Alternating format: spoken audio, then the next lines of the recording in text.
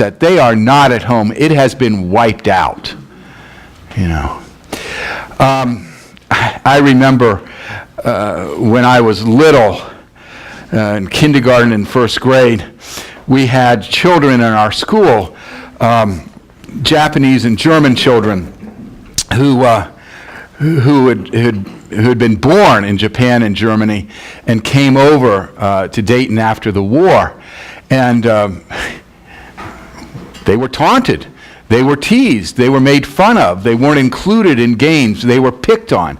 That's the life of an exile. So the word comes in Isaiah in this passage that Amy read, that you're going home. Your time of exile is over.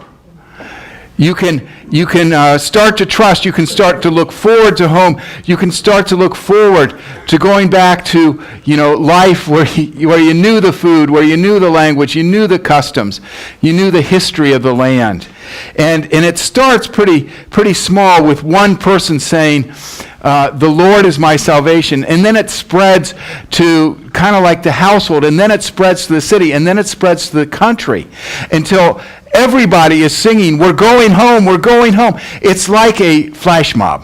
It's like a flash mob at a mall. We're going home. I got a new car last month. I get one every 15 years, whether I want one or not. And my old car ran really well. The heater didn't really work. The defroster didn't really work, and the rear window defroster didn't work. So it wasn't a lot of fun to drive. I was always scraping it. So this week there was a hard frost, and we park our cars on the street. And it was a hard frost. I can't remember if it was Wednesday or Thursday morning. And it clearly needed to be scraped. And I thought, not this time. This new car has got a defroster, front and back windows. It's got a heating system that works. John, you're just going to sit in this car and let the defroster do the work. So I got inside my cold car, and I couldn't see outside the windshield. I was just enclosed in here. And it was kind of like being in exile. It was cold, and I couldn't see.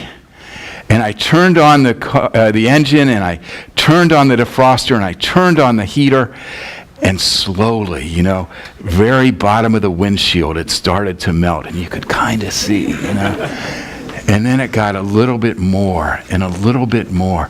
And then it just spread throughout the whole car and the windshield and the side windows and the back window. And I thought, this must be what it's like going home, You go from this cold enclosed space to this warm space where you can see everything.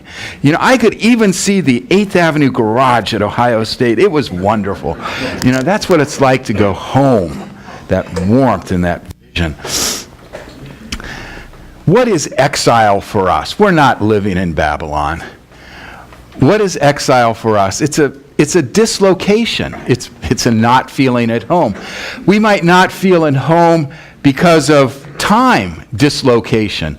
The times have passed me by. I don't get computers. I don't get all this. I don't know how to park anymore with a phone app on the short north. There's a time dislocation that makes us feel like we're not at home and the sand is shifting under our feet. There's a space dislocation where we're just not physically where we want to be. Exile has to do with a loss. It can be the loss of a job. It can be a death. It can be the loss of a partner.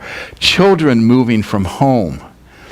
So, exile can be being rejected, clearly. It can also be rejecting. Many of us have been rejected by our families and by our churches and by our friends because of our orientation, And we go into something of an exile. When I went to college in New England, and people from Dayton didn't talk the way they did in New England. And I had no idea that "warsh" was inappropriate. You wash your clothes. You wash your car. That's how we talked. I always thought wash had an R in it, you know. And I was made fun of. And the rest of us in Dayton were made fun of, you know, by kids from Boston who didn't want to add R's, they wanted to drop R's, you know. Cars, they parked their cars in the yard. But it's you know, you're just in a strange place, and you're dislocated, and it's very disorienting. And generally, we don't like that exile of disorientation. What's home? Well, home's where we can trust things. Home's where we do not fear. Home is where we can be joyful. Home is where we can sing. Home is where we can take delight in earth and the world around us. Home is where we belong and we count and somebody cares. And I'm aware that home, for many people, home is a place of exile because it isn't any of those things. But at its best, home is a place of joy and trust and not fearing. I talked to the monks at the monastery about, you know, why did you come here? Why did you decide to be a monk? And they would say, invariably, you know, when I walked through the doors, I felt at home. And that at-homeness is a wonderful experience. When people die, we often talk about them going to heaven and being at home. You know, I wonder if our human quest in life is ultimately to feel at home. To have that sense of belonging, that sense of trust, that not being afraid, that sense of meaning. You know, we want to be at home. Adam and Eve were exiled from the garden. And it seems like all of biblical history is the story of salvation, trying to go home and feel at home and not feel like aliens.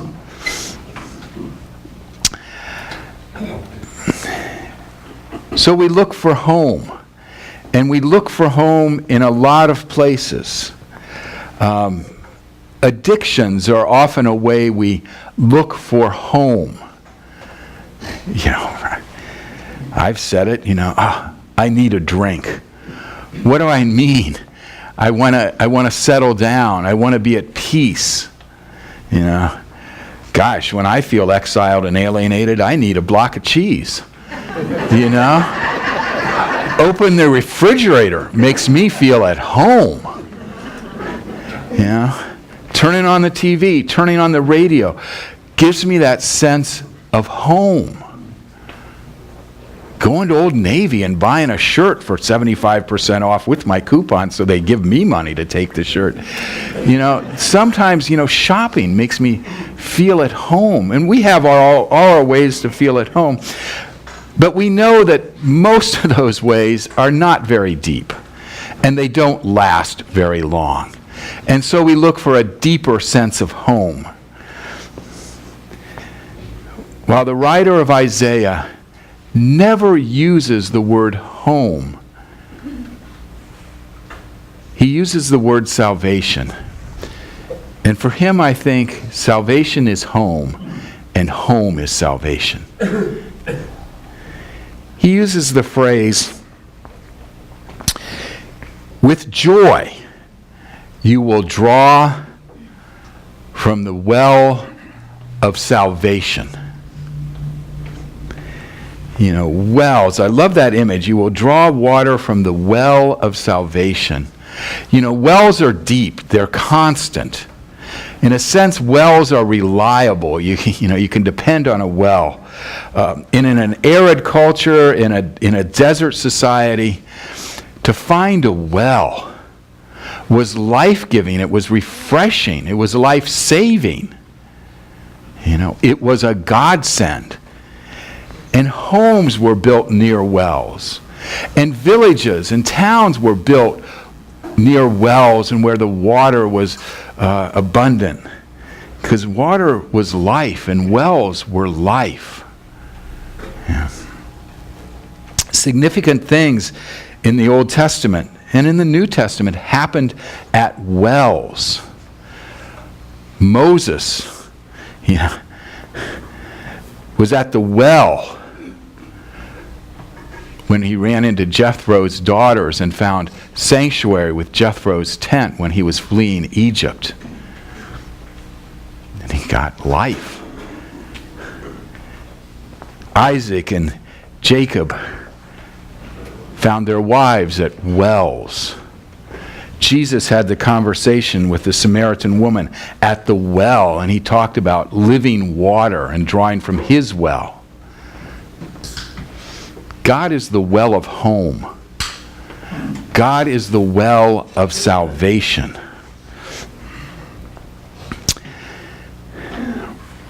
We've had, I'm just going to say fun, talking about will we sing Christmas carols during Advent. I think people want to sing Christmas carols during Advent because deep down it gives a sense of home. It reminds us of home. It reminds us of that time when we weren't afraid. It reminds us of that time when we could trust. It reminds us of a time when our lives were on solid ground. I think those Christmas carols that we yearn for give us a sense of home. That's why we want to sing them. And Advent and Christmas are about Emmanuel, God with us. Isaiah says, "Great is the Lord who is in our midst." Advent and Christmas are about God coming to make God's home here among us so that we can be at home. That's what it's all about. And when the angels sing of salvation to the shepherds, they're saying, you can be at home. You can feel at home because God is in our midst. So, for this Advent and this Christmas,